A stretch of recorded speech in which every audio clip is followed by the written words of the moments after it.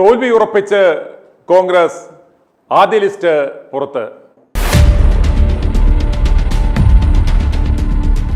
അങ്ങനെ 24 മണിക്കൂറല്ല, 48 മണിക്കൂറല്ല, 50 മണിക്കൂറിന് ശേഷം ഒടുവിൽ കോൺഗ്രസ് ആദ്യ ലിസ്റ്റ് പുറത്തുവിട്ടിരിക്കുകയാണ്. വളരെയേറെ ആകാംക്ഷാപൂർവമാണ് ആളുകൾ ആ കോൺഗ്രസ് സ്ഥാനാർത്ഥി പട്ടികയ്ക്കായി കാത്തിരുന്നത്. പക്ഷേ വളരെയേറെ വിഷമിപ്പിക്കുന്ന, ആളുകളെ ഞെട്ടിപ്പിക്കുന്ന ഒരു ലിസ്റ്റാണ് പുറത്ത് വിട്ടിരിക്കുന്നത്. പാലക്കാട്ട് തോൽക്കുമെന്ന് 8 നിലയിൽ പൊട്ടും, 3-ാം സ്ഥാനം. എന്നെ ശ്രമിക്കുന്ന പ്രേക്ഷകർക്ക് ഈ വീഡിയോ റെക്കോർഡ് ചെയ്ത് സൂക്ഷിക്കാവുന്നതാണ്.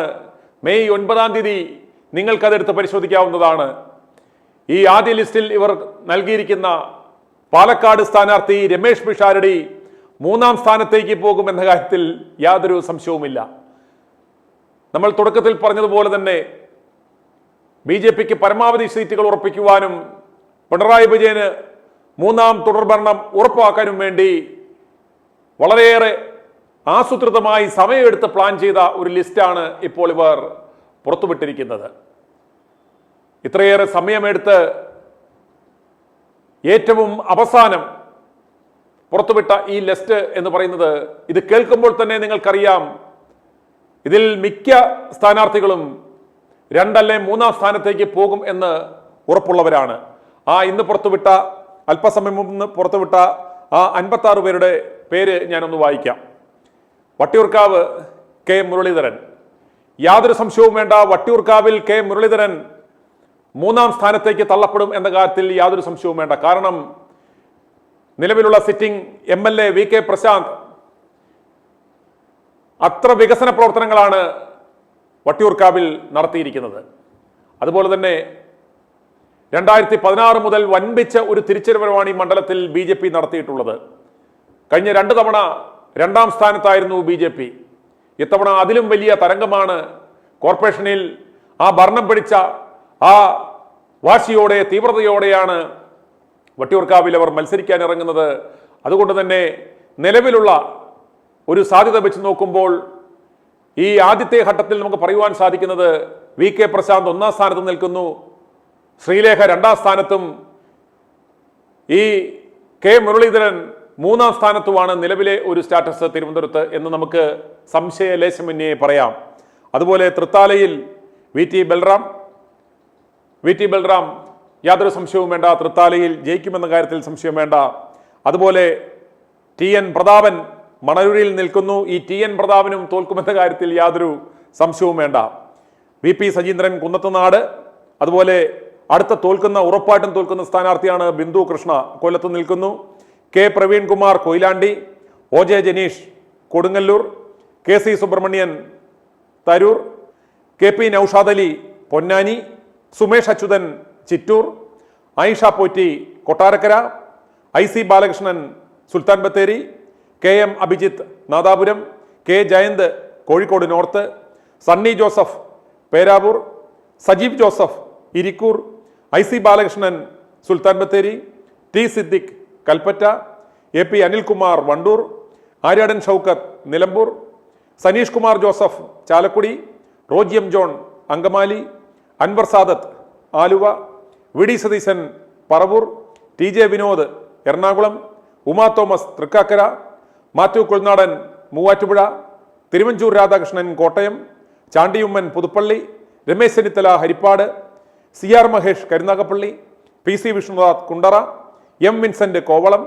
VP സജീന്ദ്രൻ കുന്നത്തുനാട്, ജ്യോതികുമാർ ചാമക്കാല പത്തനാപുരം, വിദ്യാ ബാലകൃഷ്ണൻ ഏലത്തൂർ, രമേഷ് പിഷാരടി പാലക്കാട്. കോൺഗ്രസ് നേതൃത്വം പുറത്തുവിട്ടിരിക്കുന്ന 55 പേരുടെ ലിസ്റ്റ് ഇവരൊക്കെയാണ്. ഇതിൽ നല്ലൊരു ശതമാനം സ്ഥാനാർത്ഥികളും വളരെ വീക്കാണ്. കാരണം ഇടതുപക്ഷവും BJPയും നിർത്തിയിരിക്കുന്ന സ്ഥാനാർത്ഥികൾ വളരെ ശക്തരായ, സമുന്നതരായ സ്ഥാനാർത്ഥികളാണ്. വരും ദിവസങ്ങളിൽ, വരും മണിക്കൂറുകളിൽ നമുക്ക് അത്തരത്തിലൊരു കമ്പാരിറ്റീവ് സ്റ്റഡി നടത്താം. ഇപ്പോൾ ITV ന്യൂസ് പുറത്തുവിടുന്ന ഈ 55 പേരുടെ ലിസ്റ്റാണ് ഈ 50 മണിക്കൂറുകൾക്ക് ശേഷം കോൺഗ്രസ് ആദ്യം പുറത്തുവിട്ടിരിക്കുന്ന ഈ ലിസ്റ്റ് എന്ന് നമുക്ക് സംശയലേശമന്യേ പറയാം. പല മണ്ഡലങ്ങളിലും വളരെയേറെ പ്രതിഷേധം ഉണ്ടായിരിക്കുകയാണ്. ഈ പാലക്കാട് അതുപോലെ തന്നെ കെ ബാബു ഒഴിഞ്ഞ തൃപ്പൂണിത്തറ ഒഴികെ ഈ സ്ഥലങ്ങളിൽ ബാക്കി എല്ലാ സ്ഥലങ്ങളിലും സിറ്റിംഗ് MLA-മാരാണ് മത്സരത്തിന് ഇറങ്ങിയിരിക്കുന്നത്. പെരുമ്പാവൂരിൽ എൽദോസ് കുന്നപ്പള്ളി തൻ്റെ അഭിപ്രായവുമായി രംഗത്ത് വന്നിട്ടുണ്ട്. അദ്ദേഹം പറയുന്നു, താൻ വളരെയേറെ വലിയ വികസന പ്രവർത്തനങ്ങൾ ഇവിടെ നടത്തിയിട്ടുണ്ട്. വളരെയേറെ പ്രതീക്ഷയോടെയാണ് താനും തൻ്റെ പ്രവർത്തകരും കാത്തിരിക്കുന്നത്. തനിക്ക് ഇതുവരെ ഔദ്യോഗികമായി തന്നെ മാറ്റി നിർത്തിയതായി യാതൊരു അറിയിപ്പും ലഭിച്ചിട്ടില്ല എന്ന് എൽദോസ് കുന്നപ്പള്ളി പറയുന്നു. എൽദോസ് കുന്നപ്പള്ളിയുടെ കാര്യം നമുക്കറിയാം. അദ്ദേഹത്തിനെതിരെ ബലാത്സംഗ കേസായിരുന്നു രജിസ്റ്റർ ചെയ്തിരുന്നത്. വളരെ പ്രമാദമായ ഒരു കേസായിരുന്നു അദ്ദേഹം. പക്ഷേ ആ എൽദോസ് കുന്നപ്പള്ളിക്കെതിരെ ശക്തമായ നടപടികൾ എടുത്തില്ല. അദ്ദേഹത്തിന്റെ പാർട്ടിയുടെ പ്രാഥമിക അംഗത്തിൽ നിന്നൊന്നും പുറത്താക്കിയിട്ടില്ല.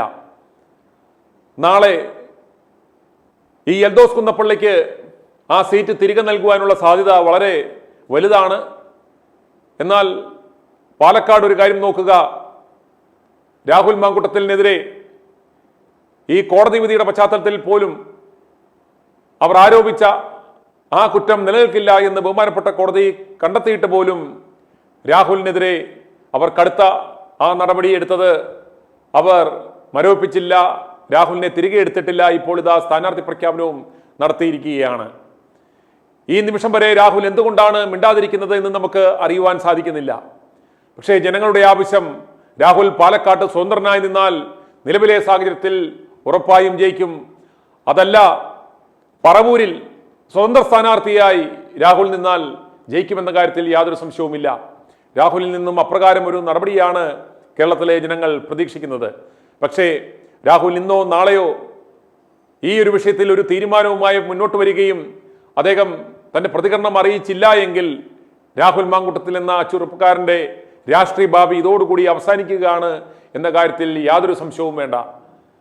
എന്തു തന്നെ അതിനൊരു ന്യായീകരണം പറഞ്ഞാലും അത് കേരളത്തിൽ വിലപ്പോകില്ല.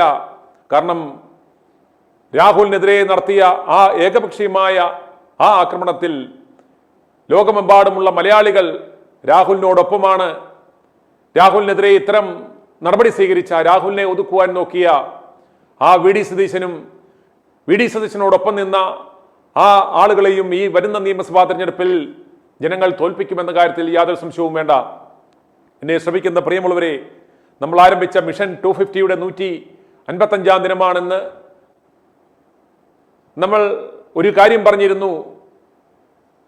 രാഹുലിനെ തിരികെ എടുക്കാതിരിക്കുകയാണെങ്കിൽ, രാഹുലിന് സീറ്റ് നൽകാതിരിക്കുകയാണെങ്കിൽ ഈ 140 മണ്ഡലങ്ങളിലുമുള്ള കോൺഗ്രസുകാർ ആ ഒരു തീരുമാനമെടുക്കണം.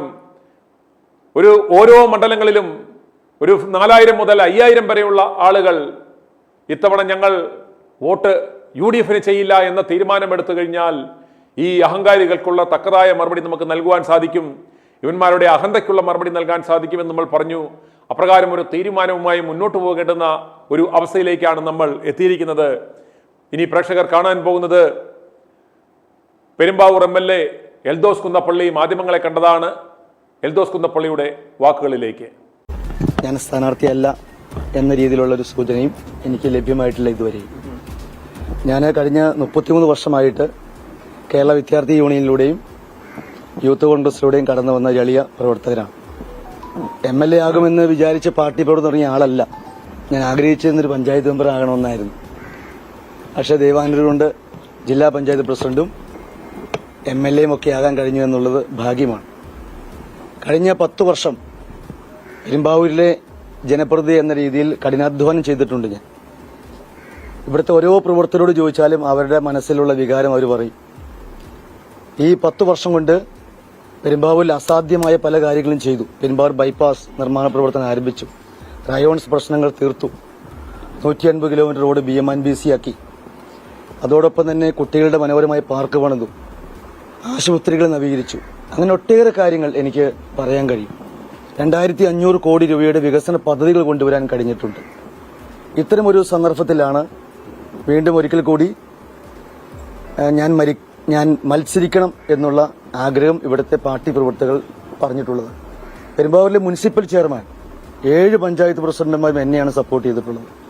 ഞാൻ മത്സരിക്കണമെന്നാണ് പറഞ്ഞിട്ടുള്ളത്. ഭൂരിപക്ഷം പ്രവർത്തകന്മാർ, ബൂത്ത് പ്രസിഡന്റുമാർ ഒക്കെ പറഞ്ഞിട്ടുള്ളത് ഞാൻ വീണ്ടും മത്സരിക്കണമെന്നുള്ളതാണ്. എനിക്ക് മണ്ഡലം പ്രസിഡന്റുമാരുടെ നല്ല വിഭാഗം ആളുകളുടെയും പിന്തുണയുണ്ട്. അതോടൊപ്പം തന്നെ പാർട്ടി പ്രവർത്തകരെ ഏറ്റവും ചുരുങ്ങിയത് 15,000 വോട്ടിന് എനിക്ക് ജയിക്കാൻ കഴിയും. നിങ്ങൾക്ക് എല്ലാവർക്കും അറിയാം, കഴിഞ്ഞ ദിവസം വരെ 117-ാം ദിവസമായിരുന്നു ഇന്നലെ. എനിക്ക് സുഖമല്ല, ചുമയായിരുന്നു, ശാരീരികമായി പ്രശ്നമുണ്ടായിരുന്നു. ഇന്നലെയും ഞാൻ 135ഓളം വീടുകൾ കയറി. 15,000 ഭവനങ്ങൾ ഞാൻ കഴിഞ്ഞ ഒരു വർഷം കൊണ്ട് വീട് വീടാന്തരം കയറി ഇറങ്ങി നടന്ന് രാവിലെ വെളുപ്പിന് 4:30 മണിക്ക് എണീറ്റ് 5:45 ഒരു വീട്ടിലെത്തി. 5:45 മുതൽ 11 മണി വരെ 100-ലധികം ഭവനങ്ങൾ ഞാൻ ഓരോ ദിവസവുമായി സന്ദർശിച്ചു. ബഹുമാനായ പ്രതിപക്ഷ നേതാവ് Shri V D Satheesan sir അതിൽ വന്ന് പങ്കെടുത്തിട്ടുണ്ട്.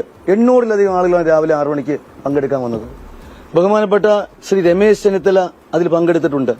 ഒട്ടേറെ നേതാക്കന്മാര് എന്റെ ഈ യാത്രയിൽ, ഗ്രാമയാത്രയിൽ പങ്കെടുത്തിട്ടുണ്ട്. അതിലേക്ക് ഞാൻ കടന്നു വരികയാണ്. എന്റെ ഫ്ലോ കളയല്. ഞാൻ അങ്ങനെ ഒത്തിരി കഷ്ടപ്പെട്ടിട്ടുണ്ട്. അങ്ങനെ പെരുമ്പാവൂരിലെ അന്ന് ഞങ്ങളെടുത്ത മുദ്രാവാക്യം, പെരുമ്പാവൂരിലെ മുനിസിപ്പാലിറ്റി, 7 പഞ്ചായത്ത്, ജില്ലാ പഞ്ചായത്ത് സീറ്റുകൾ, ബ്ലോക്ക് പഞ്ചായത്ത് സീറ്റുകൾ എല്ലാം ഞങ്ങൾ പിടിക്കുമെന്ന് പറഞ്ഞു. എല്ലാം ഞങ്ങൾ പിടിച്ചില്ലേ? അന്നും എനിക്ക് കേസുണ്ടായിരുന്നല്ലോ. എല്ലാ വീടും ഞാൻ കയറി ഇറങ്ങിയില്ലേ? ഞാൻ ഇന്ന് കഴിഞ്ഞ ഇലക്ഷന് 2020 മത്സരിക്കുന്ന സമയത്ത് 2020യും BJPയും LDFും ഉള്ളപ്പോഴാണ്, വലിയ മത്സരം നടന്നപ്പോഴാണ് ഞാൻ 2,900 വോട്ടിന് വിജയിച്ചത്. ആദ്യം മത്സരിക്കാൻ വരുന്ന 2014 എനിക്ക് 7,500 വോട്ടിന് ലീഡുണ്ട്. ഇത്തവണ എനിക്ക് എന്റെ പാർട്ടി സീറ്റ് തന്നാൽ ഞാൻ 15,000-ലധികം വോട്ടിന്റെ ലീഡിന് ജയിക്കും. അതുകൊണ്ട് എനിക്കിപ്പോഴും പാർട്ടി വിശ്വാസമുണ്ട്. ഞാനൊരു കോൺഗ്രസ്സുകാരനാണ്. ലീഡേഴ്സിന് വിശ്വാസമുണ്ട്, AICCന് വിശ്വാസമുണ്ട്. അവരെനിക്കൊരു അവസരം കൂടി നൽകുമെന്നുള്ളതാണ് വിശ്വാസം. ഇവിടുത്തെ ബൂത്ത് പ്രസിഡന്റുമാരെ, ഭാരവാഹികളെ, സദാപ്രവർത്തകന്മാരെ വിളിച്ച് അന്വേഷിച്ചാൽ അവരെല്ലാം മനസ്സിൽ എനിക്ക് അനുകൂലമായിട്ടുള്ള വികാരമുണ്ട് എന്നെനിക്കറിയാം. അതുകൊണ്ട് തീർച്ചയായും എനിക്കൊരു വലിയ മുന്നേറ്റം, വിജയം സൃഷ്ടിക്കാൻ കഴിയും. നിങ്ങൾക്ക് അറിയാം, പാർട്ടിക്കൊരു ഇവിടെ കുറെ വർഷങ്ങളായി പാർട്ടിക്ക് ഒരു മന്ദിരം ഉണ്ടായിരുന്നില്ല, ഒരു ഓഫീസ് ഉണ്ടായിരുന്നില്ല, ഇന്ദിരാഭവൻ. ഞാൻ 10 ദിവസം പദയാത്ര നടത്തി. ഞാനും എന്റെ പ്രവർത്തകന്മാരും പദയാത്ര നടത്തിയിട്ടാണ് 90 ലക്ഷം രൂപയുടെ ഒരു ഓഫീസ്, മനോഹരമായ ഓഫീസ് ടൗണിൽ നിർമ്മിക്കാൻ കഴിഞ്ഞിട്ടുള്ളത്. പാർട്ടി പ്രവർത്തകരുടെ പരിപൂർണമായ പിന്തുണ എനിക്ക് ഇപ്പോഴുണ്ട്. എനിക്ക് ജയിക്കാൻ പറ്റും. AICC എന്നെ കൈവിടില്ല എന്നുള്ളതാണ് എന്റെ ഉത്തമമായ വിശ്വാസം. ഈ എല്ലാ സിറ്റിംഗ് MLA-മാർക്കും സീറ്റ് കൊടുക്കുകയാണ് കോൺഗ്രസ്. അങ്ങയുടെ കാര്യത്തിൽ മാത്രം എന്താണ് ഈ രൂപത്തിലൊരു പിടുത്തം വരാൻ സാഹചര്യം? ഏതെങ്കിലും രൂപത്തിലുള്ള പ്രശ്നമുണ്ടോ നേതാക്കന്മാർക്കിടയിൽ? എനിക്ക് നേതാക്കന്മാരുടെ ഇടയിലുള്ള പ്രശ്നങ്ങളൊന്നും എനിക്കറിയില്ല. അപ്പൊ എനിക്ക് സീറ്റ് തരില്ല എന്ന് പറഞ്ഞിട്ടില്ല. 19-80 എല്ലാവർക്കും സീറ്റ് കൊടുക്കും. എന്റെ സീറ്റ് മാറ്റി വെച്ചിരിക്കുന്നതിൽ അത് പരിഹരിച്ചിട്ട് ഏത് അന്വേഷണവും നടത്തട്ടെ. അല്ല, മറ്റാരെങ്കിലും പരിഗണിക്കുന്നതിൽ തെറ്റൊന്നുമില്ല. പക്ഷെ എന്റെ അയോഗ്യത എന്ത് എന്ന് പാർട്ടി പരിശോധിക്കണം. എന്റെ കേസുമായി ബന്ധപ്പെട്ട മുഴുവൻ ഫയലും ഞാൻ കൊടുത്തിട്ടുണ്ട്. മുഴുവൻ പരിശോധിക്കുക, പത്രക്കാർക്കും പരിശോധിക്കുക. ഞാൻ നീതിക്ക് വിരുദ്ധമായിട്ടുള്ള ഒരു കാര്യം എന്റെ ജീവിതത്തിൽ ചെയ്തിട്ടില്ല. ഞാൻ ഏറ്റവും താഴെത്തട്ടിൽ നിന്ന് കഷ്ടപ്പെട്ട് ഉയർന്നു വന്ന ആളാണ്. ഞാൻ ഒരുപാട് ബുദ്ധിമുട്ടിയിട്ടുണ്ട്. ഞാൻ ഒരു പത്ര ഏജന്റ് ആയിരുന്നു, ഓട്ടോറിക്ഷ ഡ്രൈവറായിരുന്നു, ട്യൂഷൻ ക്ലാസ് എടുത്തിട്ടുണ്ട്, പള്ളിയിൽ മണിയടിച്ചിട്ടുണ്ട്, ക്ലർക്കായിരുന്നു. അങ്ങനെ എല്ലാ ജോലിയും ചെയ്ത് ജനങ്ങളുടെ മുൻപിൽ ഉയർന്നു വന്ന ഒരാളാണ് ഞാൻ. ഞാൻ ഒരു നേതാവായിട്ട് പോലും എന്നെ ആരും കരുതേണ്ട കാര്യമില്ല. ഞാനൊരു പാർട്ടി പ്രവർത്തകനാണ്. ഏത് പാർട്ടി പ്രവർത്തകർക്കും, ഈ മണ്ഡലത്തിലെ കോൺഗ്രസുകാർക്കല്ല, ഏത് പാർട്ടിക്കാർക്കും ഏത് സമയത്ത് വിളിച്ചാലും ഓടിയെത്തുന്ന ഒരാളാണ് ഞാൻ. അവരെ ഫോൺ കോളുകൾ അറ്റൻഡ് ചെയ്യുന്ന ആളാണ്. ഇന്ന് മാത്രമേ നിങ്ങളുടെ ഫോൺ കോൾ ഞാൻ അറ്റൻഡ് ചെയ്തിട്ടുള്ളൂ, ഇന്ന് ഈ സമയത്ത്. കാരണം നിങ്ങളെല്ലാം വിളിച്ച് പറയുന്ന കാര്യങ്ങൾ പറയേണ്ടതില്ലല്ലോ. അവസരം കിട്ടുമ്പോൾ ഒരുമിച്ച് പറഞ്ഞാൽ മതിയല്ലോ എന്നുള്ളതാണ്. ഒന്നുമില്ല. എല്ലാ സഭകളും എനിക്ക് അനുകൂലമാണ്.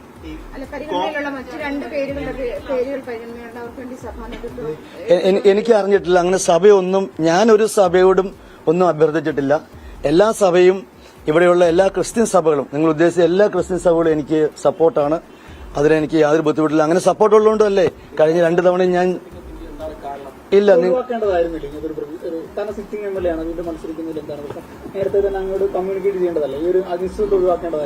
അല്ല, കോൺഗ്രസ് പ്രസ്ഥാനത്തില് ചർച്ചകൾ തുടങ്ങിയിട്ടല്ലേ ഉള്ളൂ. നമ്മൾ ചർച്ച തുടങ്ങിയിട്ടേ ഉള്ളൂ. പ്രതിപക്ഷ നേതാവിന്റെ പൊതുയുഗ യാത്ര കടന്നതിന് ശേഷമുള്ള ചർച്ചകൾ ആരംഭിച്ച ചർച്ച മുന്നോട്ട് പോകുന്നുള്ളൂ. ഫസ്റ്റ് ദിവസമേ ആയിട്ടുള്ളൂ. അതുകൊണ്ട് സ്വാഭാവികമായിട്ടും ഇനിയിപ്പോ ചർച്ച നീണ്ടാലും അവസാന സീറ്റ് എന്നാൽ പോലും ഞാൻ വലിയ ലീഡിന് ജയിക്കും. എന്താണ് അയോഗ്യത എന്നാണ് പൊതുവിൽ കാണുന്നത്? അല്ല, എന്റെ അയോഗ്യതകൾ ഞാൻ പറയേണ്ടതല്ലോ. എന്റെ ഗുണങ്ങളും ഞാൻ പറയേണ്ടതല്ല.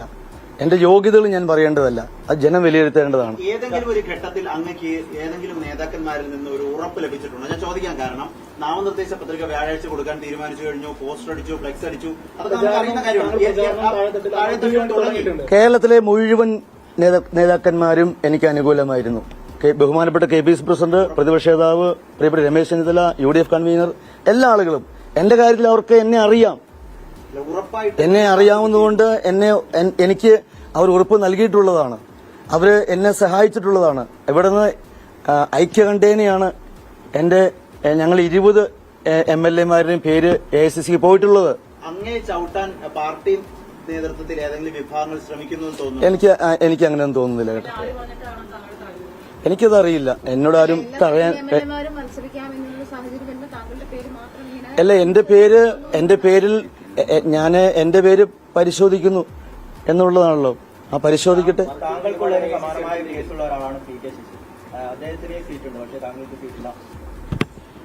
തീവ്രത കുറവായിരിക്കും. എനിക്കറിയില്ല. എനിക്കറിയില്ല. എനിക്ക് എന്റെ കേസ് മാത്രമേ അറിയൂ. ഞാൻ അതിൽ സത്യസന്ധനാണ്. ഞാനൊരു കേസിൽ പ്രതിയല്ല. ഞാനൊരു അങ്ങനെ ചെയ്തോട്ടെ, നിങ്ങൾക്ക് തെളിയുമല്ലോ. നിങ്ങൾക്ക് കേസിന്റെ സാങ്കേതികമായിട്ട് പ്രതിയാണ്. നിങ്ങൾക്ക് എനിക്ക് പറയാൻ പറ്റുന്നതാണ് ഞാൻ കുറ്റക്കാരനല്ല എന്ന്. അത് ഔദ്യോഗികം പറയേണ്ടത് കോടതിയാണ്. അത് കോടതി പറയും. ഇല്ല, കുറ്റപത്രം വായിച്ചിട്ടില്ലല്ലോ. കുറ്റപത്രം വായിക്കുമ്പോൾ അതിൽ A3 അവരുടെ ഡിസ്ചാർജ് പെറ്റീഷൻ ഹൈക്കോടതിയിൽ ഫയൽ ചെയ്തിരിക്കുകയാണ്. ചുമയുണ്ട് കേട്ടോ. പ്രതീക്ഷിക്കുന്ന ഒരു തീരുമാനം ഉണ്ടായില്ലെങ്കിൽ താങ്കൾ പാർട്ടിക്കൊപ്പം നിൽക്കുമോ? ഞാന് ഇന്ത്യൻ നാഷണൽ കോൺഗ്രസിന്റെ അടിയുറച്ച പ്രവർത്തകനാണ്. എനിക്ക് എന്റെ ലീഡേഴ്സിന് വിശ്വാസമുണ്ട്. ഞാൻ പ്രതീക്ഷിക്കുന്ന തീരുമാനം ഉണ്ടാകും എന്നുള്ളതാണ് എന്റെ വിശ്വാസം.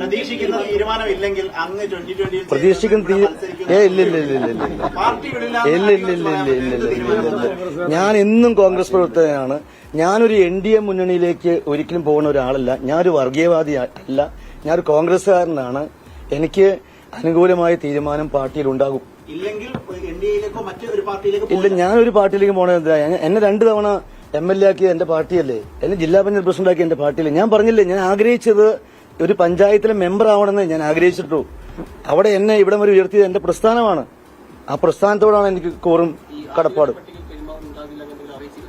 ഇല്ല, എന്നെ ഒന്നും അറിയിച്ചിട്ടില്ല.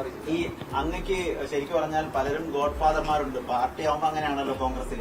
ഈ ഗോഡ് ഫാദർമാർ ഇല്ലാത്തതാണ് അങ്ങയുടെ അയോഗ്യത എന്ന് തോന്നിയിട്ടുണ്ടോ എപ്പോഴെങ്കിലും? അല്ല, എനിക്കൊരു ഫാദർ ഉണ്ടല്ലോ, അത് മതി. എപ്പോഴും ഏതെങ്കിലും രൂപത്തിലേക്ക് ഗോഡ് ഫാദർമാരാണ് കോൺഗ്രസിൽ സ്വാഭാവികമായിട്ടും. എല്ലാ കോൺഗ്രസിലെ തലമുതിർന്ന എല്ലാവർക്കും എന്നോട് ഇഷ്ടമാണ്. KC വേണുഗോപാലിന് എന്നെ ഇഷ്ടമാണ്. അങ്ങനെയല്ല, ആ ഇഷ്ടമല്ല, എന്നെ വലിയ ഇഷ്ടമാണ്. എന്നെ വാത്സല്യത്തോടു കൂടി നോക്കുന്ന ഒരാളെല്ലാവരും. എനിക്ക് എത്ര വർഷം സീറ്റ് കിട്ടുന്നു അത്രയും വർഷം ജയിക്കും. എത്ര നാള് സീറ്റ് കിട്ടുന്നു അത്രയും നാൾ ജയിക്കും ഞാൻ. അല്ല, ഞാൻ പറഞ്ഞത് മനസ്സിലായില്ലേ? എനിക്ക് എത്ര നാൾ സീറ്റ് തരുന്നു അത്ര നാൾ ഞാൻ ജയിക്കുമെന്നാണ് ഞാൻ പറഞ്ഞത്. അല്ല, ഞാൻ മറ്റുള്ളൊരു സാധ്യതയല്ലല്ലോ. ഞാൻ പഞ്ചായത്ത് മെമ്പർ തന്നെ ആഗ്രഹിച്ച ഒരാളാണ്. എന്നെ പാർട്ടി ഇതുവരെ ഉയർത്തി എന്നതാണ് ഞാൻ പറഞ്ഞത്. അല്ലാതെ ഞാൻ പറഞ്ഞത് എനിക്കൊരു ആഗ്രഹം ഇല്ലാതിരുന്നു എന്നല്ല ഞാൻ പറഞ്ഞത്. ചെറിയ ആഗ്രഹത്തിൽ നിന്നാണ് ഞാൻ വളർന്നു വന്നത് എന്നാണ് ഞാൻ സൂചിപ്പിച്ചത്. ഇനി എന്താണ് അങ്ങയുടെ മുന്നിലെ പദ്ധതി? നേതാക്കന്മാരെ കാണുന്നുണ്ടോ? ഒരു യാത്ര പോകുന്നുണ്ടോ? എന്താ ചോദിച്ചത്? യാത്രയുണ്ടോ? അല്ല, ആദ്യം എന്താ ചോദിച്ചല്ലോ. അദ്ദേഹത്തിന്റെ ഗതി അധോഗതി. ദില്ലി യാത്രയുണ്ടോ? അല്ല, ഞാന് ആവശ്യം വന്നാൽ പോകും. അതിനുള്ള ഒരുക്കമുണ്ട്. അല്ല, ആവശ്യം വന്നാൽ പോകണല്ലോ. അല്ല, നേതാക്കൾ എപ്പോഴും ബന്ധപ്പെടും. പക്ഷെ നിങ്ങൾ ഉദ്ദേശിക്കുന്ന പോലെ ഉള്ള ബന്ധപ്പെടലല്ല. ലീഡേഴ്സ് എപ്പോഴും ബന്ധപ്പെടില്ല. അങ്ങോട്ടും ഇങ്ങോട്ടും ബന്ധപ്പെടുകയും കാര്യങ്ങൾ ചോദിക്കുകയും ചെയ്യുക സ്വാഭാവികമാണല്ലോ.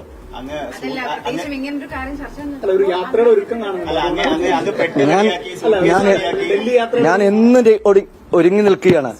നാളെ നമുക്ക് ഈ ലോകത്ത് നിന്ന് വിടവേണ്ടതിന് ഒരുങ്ങിയിരിക്കണ്ടേ? അതിനുള്ള തയ്യാറെടുപ്പിൽ എപ്പോഴും നിൽക്കുന്ന ഒരാളാണ് ഞാൻ.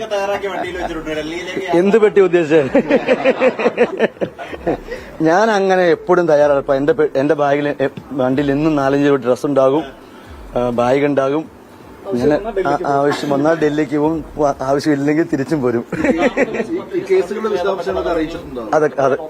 അതൊക്കെ ചെയ്തു. എന്തോ? അതെ അതെ അതെ അതെ, അതെല്ലാം ചെയ്തു വെക്കണ്ടേ. അല്ലെങ്കിൽ അനൌദ്യോഗിക പ്രചാരണം തുടരും, സമ്പർക്ക പരിപാടികളൊക്കെ. അല്ല, ഞാൻ പാർട്ടിക്ക് വേണ്ടി പ്രവർത്തിക്കും. ഞാൻ 2025 ജനുവരി 2 മുതൽ ആരംഭിച്ച ഗ്രാമയാത്രയാണ്. 117 ദിവസം. നിയമസഭ ഉള്ളപ്പോൾ ഉണ്ടായിട്ടില്ല, മഴയുള്ളപ്പോൾ ഉണ്ടായിട്ടില്ല. ബാക്കി എല്ലാ ദിവസവും ഞാൻ വീഡിയോ എറിയാണ്.